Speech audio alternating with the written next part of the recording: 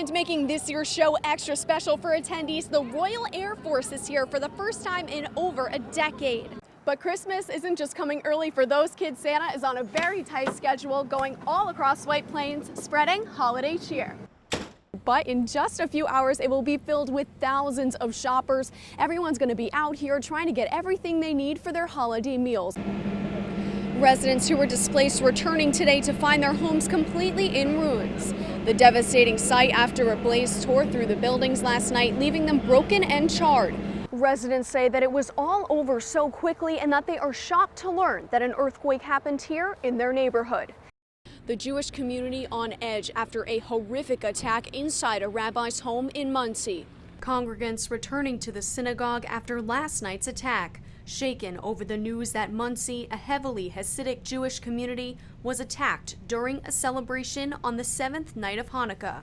This is a hate crime, and to come to a neighborhood like this, which is such a safe neighborhood, it's just shocking. It's just shocking. Police say they were called to the rabbi's home just before 10 p.m. last night.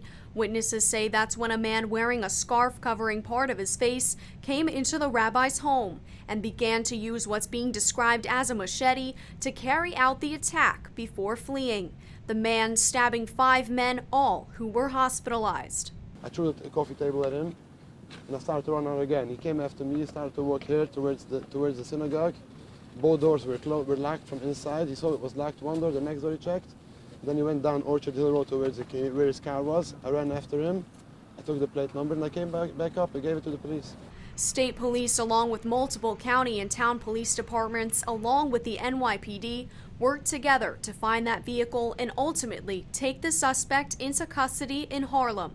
It's the latest in a string of recent attacks on the Jewish community. This is a veritable epidemic of attacks on Jewish people, whether it's in walking the streets of Brooklyn, shopping in a kosher supermarket in Jersey City, or lighting Hanukkah candles and singing songs in a home here in Muncie.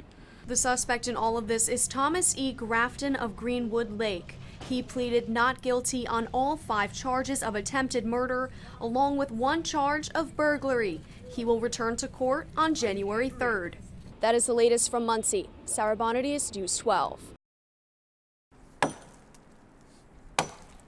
Tucked in the woods of Cornwall, these students are hard at work, taking down large tree branches, fixing broken headstones, volunteering their time to fix up this wooded cemetery. It's important to preserve the history of this area. Hey. This historic cemetery has headstones dating back to 1843. Among those laid to rest here, Civil War veterans. Veterans should get as much respect as they can for what they do for us. So I think, you could still help them even after, they're gone. It's not just about honoring those whose names are written on these stones, but also about those who made it their mission to see it restored. I knew you had done a fabulous job the first time around. Bridget Flynn has been pioneering the restoration effort since her husband, a veteran, passed away a few years ago. He would be overwhelmed. As a member of the American Legion, she says he used to come place flags on the graves of veterans here every year, until he fell ill. One year recently, I decided to come by myself and put the flags on because nobody was coming. Flynn reaching out to historians, members of the community, and even the New York Military Academy. We came up here one day with her. She was walking faster than me.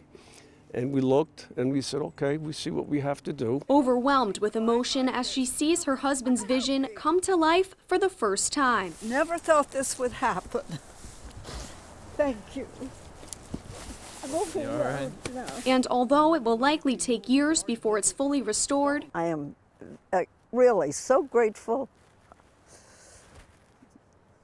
they would be part of the history now. And these people will not be forgotten.